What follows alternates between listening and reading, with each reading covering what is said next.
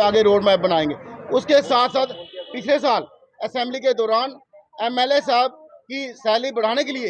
एक कमेटी बनी, उस कमेटी की रिपोर्ट आ गई, उसको कैबिनेट में अपना अप्रूवल भी दे दिया और हमारा सुनने में ये आ रहा है तो वो एलजी साहब के पास भेज रहे हैं उसको फुल एंड फाइनल अप्रूवल देने के लिए। तो हमारी आपके माध्यम से एलजी साहब से अपील है कि जब तक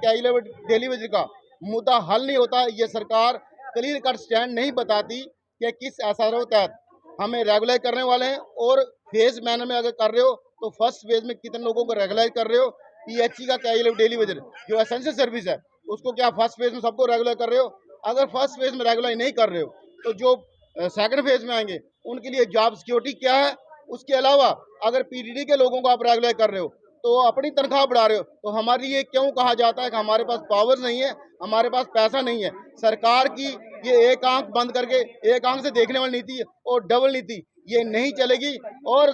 जम्मू कश्मीर की जनता के सामने उमर सरकार एक्सपोज हो गई है कि उसकी प्रायोरिटी, उसका जो एक माटो वो क्या है कि गरीब कैजुअल डेली वेज को कुछ नहीं करना, जिसके लिए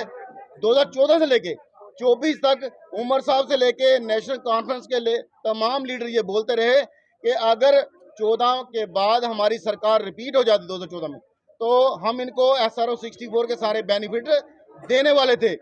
जबकि हमने रिपोर्ट जो तैयार की थी 14 में वो फ्लड के दौरान बह गई। तो हम ये उनसे पूछना चाहते हैं, अगर आपके पास 14 से 24 तक ये आप बोलते रहे कि हमारे पास वो रिपोर्ट बनी पड़ी है और राठर साहब जो अभी स्पीकर हैं, राठर साहब ने 24 असेंबली इलेक्शन के बाद एक इंटरव्यू में कहा था कि हमारे पास वो रिपोर्ट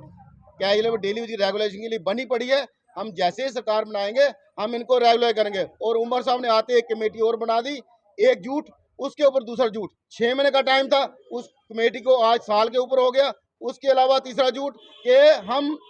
नेक्स्ट असेंबली सेशन जो होगा, जो 25 में ये बोला था 26 में होगा, हम इनका रोड मैप बताएंगे। तो मीडिया के साथियों से अपील है, लगातार इनको मिनिस्टरों को, चीफ मिनिस्टर को ये पूछा जाए, आप पूछते भी हो कि आप रोड मैप क्या ला रहे हो, तो रोड मैप अभी ये नहीं बता रहे। हम यही क्लियर करना चाहते स्टैंड कि आप किस असर को रेगुलर कर रहे हो और क्या क्या उसमें हमें किस ग्रेड में कर रहे हो। उसके साथ साथ एलजी साहब से एक अपील है कि आप इस यूटी के मालिक हो, इलेक्टेड गवर्नमेंट जो भी फाइल आपके पास भेजती है आप ही अप्रूव करते हो। इस एमएलए की सैलरी बढ़ाने की फाइल को अप्रूव ना किया जाए जब तक डेली वेज कैजुअल के लिए एक कंक्रीट पॉलिसी नहीं आती, हमें रेगुलेशन हमारा शुरू नहीं होता। इनको इतनी जरूरत नहीं है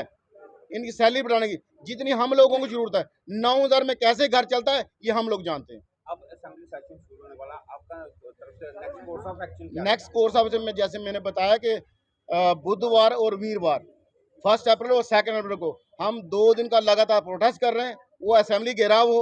वो पुल बंद हो, उमर साहब के घर का घेराव हो, किसी मिनिस्टर घर का घेराव हो या लीडर अपोजिशन घर का घेराव हो, कहीं भी जाएंगे इन लोगों को चैन से नहीं बैठने देंगे। ये 90 लोग सिर्फ और सिर्फ अपने लिए सोच रहे हैं। यही हमें दुख लगता है कि 24 घंटे काम हम लोग करें, कोरोना में काम हम लोग करें और ये लोग एसी में बैठ के आराम करें, और जब कोई बेनिफिट लेने की बारी आई तो ये एमएलए साहबान पहले अपना बेनिफिट देखते हैं, उसके बाद क्या ये लोग डेली का बेनिफिट देखते हैं।